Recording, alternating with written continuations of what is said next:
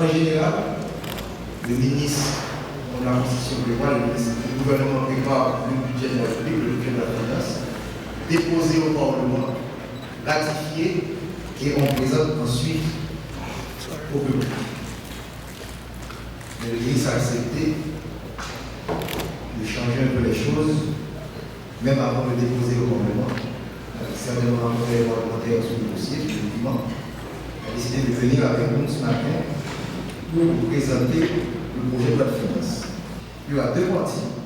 Le ministre présentera d'abord le projet de loi de finances. Je suis sûr que vous aurez des questions, même déjà posées au niveau de mon émission. Et ensuite, le représentant du Fonds monétaire en Haïti, M. Jacques Boukbarabé, va nous dire ce que le Fonds monétaire international a réalisé comme prévision des perspectives pour l'économie haïtienne pour l'exercice fiscal 2011-2012. Donc, vous avez un programme assez chargé, assez intéressant, et j'espère que vous aurez beaucoup d'informations. Sans plus tarder, je cède le micro au ministre de l'économie et des finances, M. André Lemercier-Georges. Bonjour tout le monde. D'abord, je tiens à remercier le groupe Croissance et Ami Fahed et les sponsors qui nous ont invités ce matin à venir faire une présentation du projet de budget, de l'avant-projet de budget 2011-2012. Je vous remercie de votre présence. Votre présence ici marque justement l'attention que vous voulez porter à cet instrument, qui est un instrument important, un instrument essentiel de la vie politique du pays, trop souvent négligé par les acteurs, par les agents économiques eux-mêmes. Comme je l'ai dit, je le répète souvent, le budget n'est pas seulement un instrument de comptabilité, de comptabilisation des dépenses et des recettes de l'État, mais surtout l'instrument par lequel on peut voir, on peut percevoir la politique du gouvernement. C'est un instrument de politique économique et c'est surtout qu'il doit servir comme instrument de développement. Très vite, je voudrais quand même vous dire dans quel contexte se situe ce projet de budget 2011-2012. Normalement, si nous avions été, nous aurions dû être sages au ministère des Finances, puisque la Constitution permet la reconduction automatique du budget.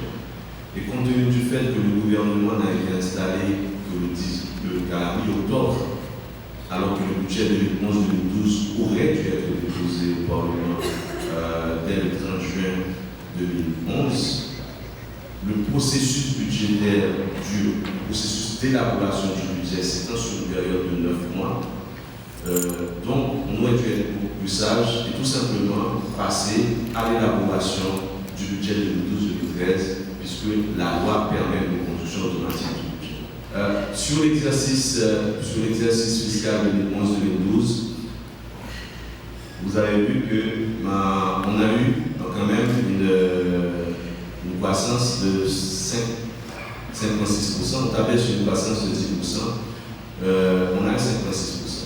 Toutefois, et là c'est l'occasion quand même de féliciter nos prédécesseurs, qui ont fait quand même un effort, et je dois dire que malgré qu'on n'ait pas atteint le niveau de croissance prévu, mais l'ensemble des secteurs, sur l'ensemble des secteurs se sont bien comportés. Toutefois, il y a par exemple au niveau du secteur agriculture, où on disait sur une croissance de l'ordre de 6 à 7%, la croissance de l'agriculture de 1% a été en grande partie responsable de ce niveau de performance et au niveau des chocs. Pour ce qui concerne le budget, comme l'a rappelé le ministre Georges, nous nous attendons effectivement à une augmentation continue du niveau de collecte de revenus. C'est un niveau de collecte qui est réaliste. Et nous soutiendrons les efforts de réforme dont nous a parlé le ministre Georges pour atteindre son objectif, pour un bien de collecte de 15%. C'est quelque chose qu'il faut noter, c'est quelque chose qu'il faudra soutenir.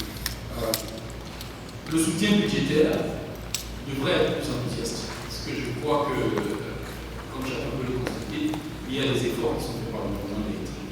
Il y a un effort de transparence, un effort en matière de modernisation des administrations de perception. Il y a également un effort du côté de la modernisation du cadre de gestion de la trésorerie et du cadre comptable. Il y a un certain nombre de réformes qui sont mises en œuvre. Et j'espère, ce qui nous concerne, nous continuons à encourager les partenaires d'Haïti à soutenir ces efforts. Merci beaucoup, mes amis. On peut faire la discussion de l'Haïti.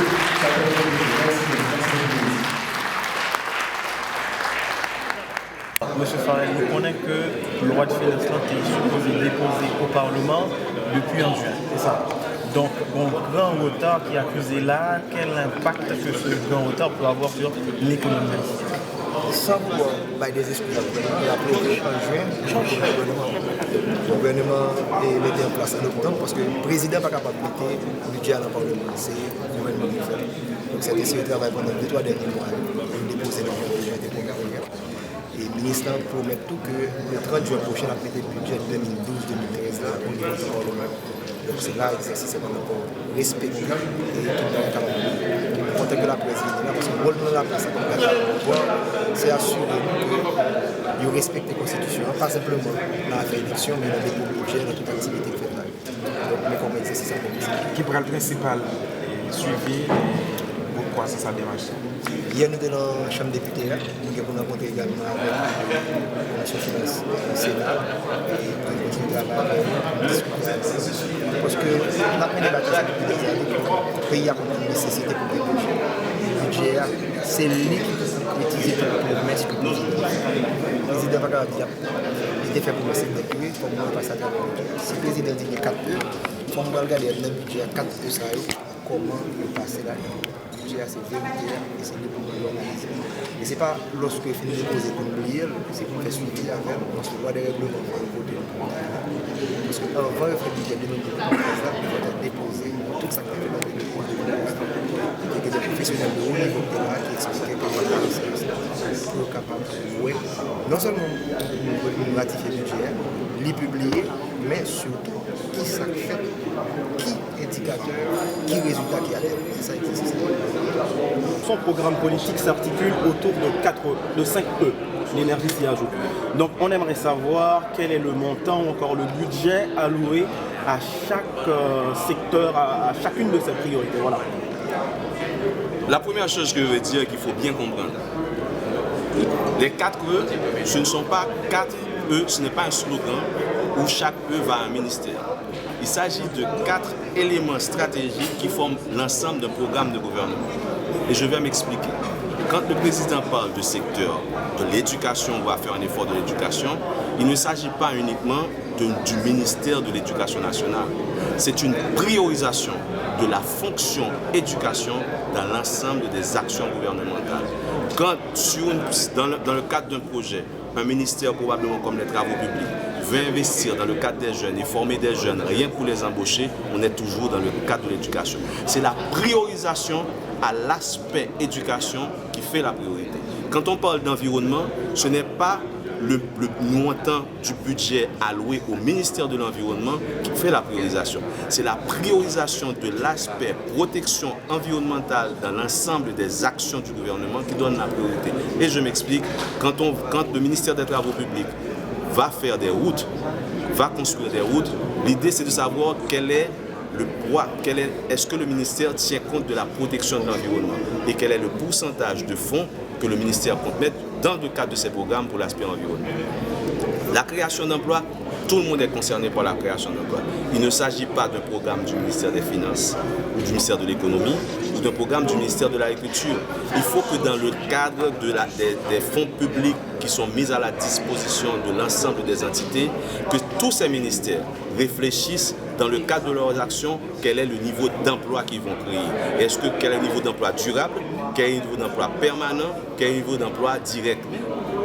Quand on va construire des écoles, bien sûr c'est l'éducation, mais on fait deux choses. Premièrement, hors de la construction, on crée des emplois directs, on crée des emplois.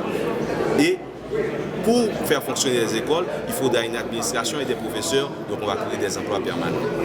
L'état de droit, il ne s'agit pas essentiellement de la police ou de la justice, c'est la police, c'est la justice, mais c'est surtout l'accès aux aux soins de base de la population. Là, on parle de l'atteinte des objectifs du millénaire. Quel est le pourcentage de la population qui va avoir aux soins de santé? Il faut améliorer les conditions de vie de la population, tant en matière de justice qu'en matière de respect des droits de propriété, qu'en matière de sécurité. Donc, il ne s'agit pas essentiellement de ministère. Quand on parle de l'énergie, on ne parle pas du ministère des Travaux publics, qui est responsable du secteur énergie. Non, on parle tout simplement, est-ce que dans ce secteur, comment permettre aux gens, justement, d'avoir accès à ceci, et de deux, comment développer le secteur énergie. Parce que si on veut avoir une croissance de 9% pour l'ensemble de la population, il y a des choix à faire, et l'un de ces choix, c'est d'améliorer